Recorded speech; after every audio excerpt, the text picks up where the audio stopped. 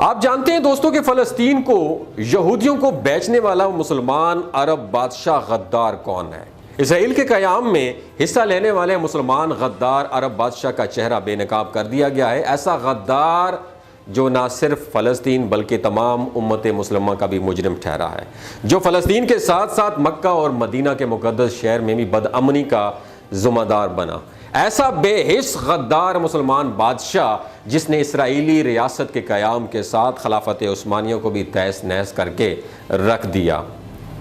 فلسطین کو اسرائیل کو بیچنے والا ایسا مسلمان عرب بادشاہ جس نے دنیا کی تاریخ کا سب سے بھیانک سودا کیا، آج ہم اس کا چہرہ آپ کے سامنے بے نقاب کرنے جا رہے ہیں اور آپ کو اس حقیقت سے بھی روشناس کرانے جا رہے ہیں کہ خلافت عثمانیہ سے تعلق رکھنے والے سلطان عبدالحمید کا نام سن کر یہودی کیوں خوف سے کانپنے لگتے ہیں اور یہودیوں نے کیوں ایک بادشاہ کو سلطان عبدالحمید کے خلاف استعمال کیا۔ محترم ناظرین، آج ہم آپ کو بتاتے جائیں کہ اسرائیل کے وجود میں آنے سے پہلے یہودیوں کا اپنا کوئی ملک یا ریاست نہیں تھی، بلکہ ان کی جو بھی اہم مقدس جگہ تھی وہ خلافت عثمانیہ کے زیر اثر تھی۔ یہ سن 1800 کی بات تھی۔ اس وقت یہودی مختلف جگہوں پر آباد تھے لیکن ان کا کوئی بھی ایک مرکز نہیں تھا۔ حضور اکرم صلی اللہ علیہ وآلہ وسلم کی آمد سے پہلے یہودی یروشلم میں آباد ہوا کرتے تھے۔ یہاں جس جگہ اس وقت بیت المقدس موجود ہے، وہاں اللہ تعالیٰ کے حکم سے حضرت داؤد علیہ السلام نے یہودیوں کے لیے ایک عبادت گاہ تعمیر کرنا شروع کی، لیکن وہ اس عبادت گاہ کو تعمیر یا مکمل نہ کر سکے اور ان کی وفات ہو گئی۔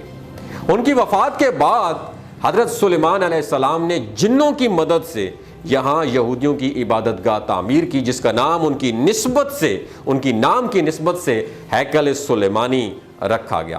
یہودی ایک نافرمان اور سرکش قوم تھے، وہ اللہ تعالیٰ کی نافرمانی سے باز نہیں آتے تھے۔ اللہ کی نافرمانی کی پاداش میں ان پر متعدد بار عذاب الہی بھی نازل ہوا، جس کی وجہ سے اللہ تعالیٰ نے تابوت سکینہ اور تورات کے مقدس صحیفے ان سے روپوش کر لیے، جو کہ عذاب الہی کے وقت ہیکل سلیمانی میں رکھے ہوئے تھے، اور ہیکل سلیمانی کو بھی زمانے کی نظر سے پوشیدہ کر دیا گیا۔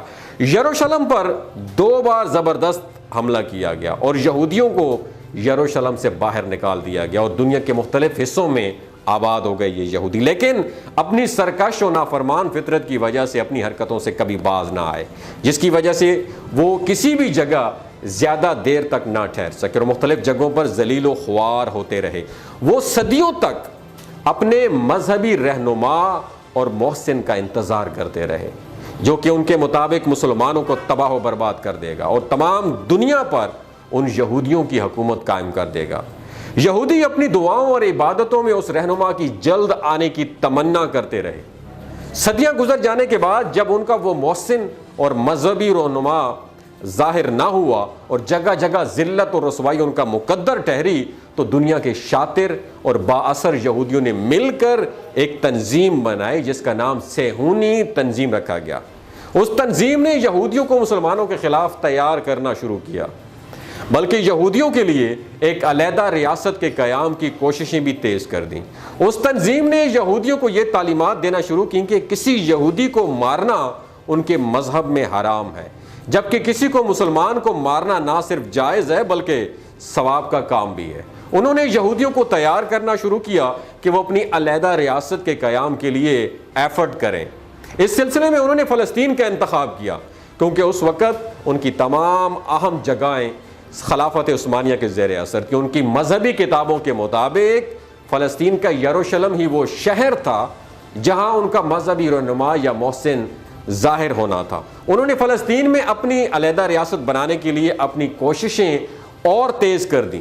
فلسطین اس وقت سلطنت عثمانیہ کا حصہ تھا اور سلطان عبدالحمید یہودیوں کی سرکش فطرت سے بھی اچھی طرح واقف تھے۔ یہودیوں نے اسرائیل کے نام سے ایک علیحدہ ریاست بنانے کے کام کا آغاز کیا اور اس مقصد کے لیے سن 1857 میں پہلی صہیونی کانفرنس میں سوئٹزرلینڈ میں صہیونیوں کے بانی تھیوڈور ہرزل نے ورلڈ صہیونی آرگنائزیشن کی بنیاد رکھی، جس کا مقصد فلسطین میں اسرائیلی ریاست کا قیام تھا۔ اس مقصد کے لیے انہوں نے سب سے پہلے سلطنت برطانیہ سے رجوع کیا، کیونکہ اس وقت دنیا میں سب سے مضبوط طاقت سلطنت برطانیہ کی تھی۔ سلطنت برطانیہ نے پہلے تو ان کی بات کی طرف کوئی خاص توجہ نہ دی، لیکن جب انہوں نے دیکھا کہ یہ صہیونی تحریک مقبولیت اختیار کرتی جا رہی ہے تو انہوں نے یوگانڈا اور سائپرس کے کچھ علاقے سے یہودیوں کو دینے کا چاہے، لیکن انہوں نے وہ علاقے لینے سے انکار کر دیے، کیونکہ ان کی ڈیمانڈ تھی کہ صرف فلسطین کے علاقے ہی دیے جائیں۔ سلطان عبد الحمید کو اس وقت یہودیوں کی اس سازش کا پتہ چل چکا تھا، اور انہوں نے فلسطین کے 80% علاقے کو سلطنت عثمانیہ کا حصہ قرار دے دیا۔ تھیوڈور ہرزل نے سن 1896 سے سن 1902 کے درمیان متعدد بار سلطان عبد الحمید سے ملاقات کی، اور سلطان عبد الحمید کو یہ یقین دہانی کی کوشش کی کہ اگر سلطان عبد الحمید انہیں فلسطین میں یہودی مہاجرین کی طرح رہنے دیں تو یہاں رہ کے وہ کاروبار کریں گے اور ٹیکس کی مد میں ایک بھاری رقم سلطنت عثمانیہ کو ادا کریں گے، لیکن سلطان عبد الحمید ان کی در پردہ سازشوں سے بخوبی واقف تھے، لہٰذا انہوں نے صاف صاف انکار کر دیا۔ ان کا کہنا تھا کہ فلسطین ان کی کوئی ذاتی ریاست نہیں ہے، بلکہ یہ تمام امت مسلمہ کی مشترکہ مقدس جگہ ہے، جنہیں بہت سے مسلمانوں نے بہت جدوجہد اور کوششوں کے بعد حاصل کیا ہے۔ ناظرین، یہ وہ دور تھا جب سلطنت عثمانیہ معاشی طور پر کمزور ہو چکی تھی۔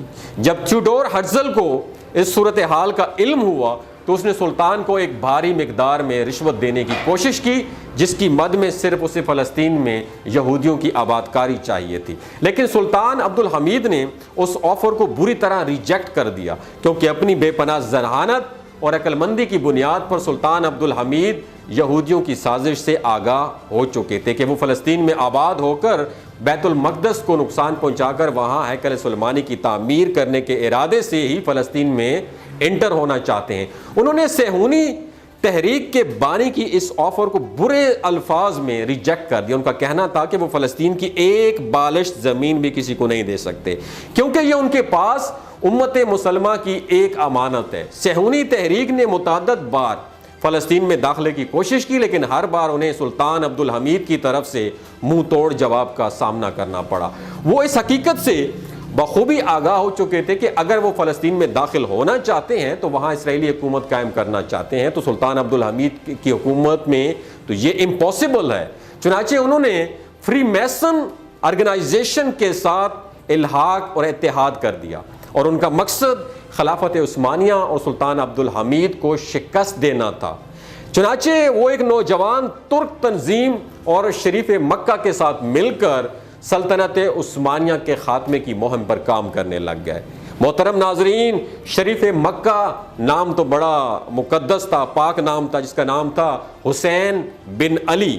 یہ وہ شخص تھا جس کی مدد سے یہودیوں نے نہ صرف سلطنت عثمانیہ کا خاتمہ کیا بلکہ فلسطین میں یہودیوں کو بھی آباد کرنے میں مدد فراہم کری، جنہوں نے بعد میں اسرائیل کی علیحدہ ریاست بنانے کا آغاز کیا۔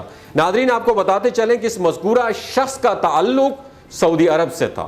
اس وقت یہی حسین بن علی ہی شریف مکہ تھا جو کہ اس وقت مکمل طور پر فری میسن تحریک کے لیے کام کر رہا تھا۔ اس شخص نے خلافت عثمانیہ کے خاتمے کے ساتھ ساتھ سلطنت برطانیہ کی مدد سے مکہ اور مدینہ میں خلافت عثمانیہ کے حامیوں اور علمبرداروں کو بھی ہتھیار ڈالنے پر مجبور کر دیا۔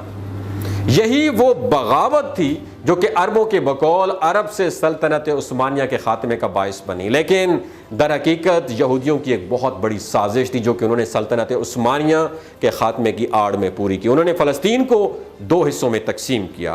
1948 میں زبردستی اقوام متحدہ کے ذریعے ایک علیحدہ ریاست کے طور پر اسرائیل کو منوا لیا، جہاں پر وہ اس وقت اکٹھے ہو کر غزہ اور فلسطین کے نہتے اور معصوم عوام پر اس لیے ظلم و ستم کے پہاڑ توڑ رہے ہیں تاکہ وہ بیت المقدس کو شہید کر کے وہاں پہ تیسرا ٹیمپل تعمیر کر سکیں اور پھر مذہبی رہنما تمام دنیا میں ان کی حکومت قائم کر دے اور مسلمانوں کو تباہ و برباد کر کے رکھتے۔ محترم ناظرین، تاریخ سے تعلق رکھنے والے دونوں کردار سلطان عبد الحمید اور شریف مکہ حسین بن علی دونوں ہی کون تھے؟ مسلمان تھے، لیکن ایک غدار امت اور جبکہ دوسرا مسلمانوں کا عادل بادشاہ کہلایا۔ آخر میں دعا ہے کہ اللہ تعالیٰ سلطان عبد الحمید کی قبر پر کروڑوں رحمت نازل فرمائے اور تمام امت مسلمہ کو پھر سے سلطان عبد الحمید جیسا نڈر لیڈر عطا فرمائے تاکہ بہادری کے ساتھ بیت المقدس کی حفاظت کر سکے. آمین ثم آمین. اگر آپ کو یہ ویڈیو اچھی لگی ہو تو تمام مسلمان بھائیوں کے ساتھ ضرور شیئر کیجیے گا. ہو سکتا ہے اللہ تعالیٰ اس ویڈیو کے ذریعے کسی مسلمان بھائی کا دل بدل دے.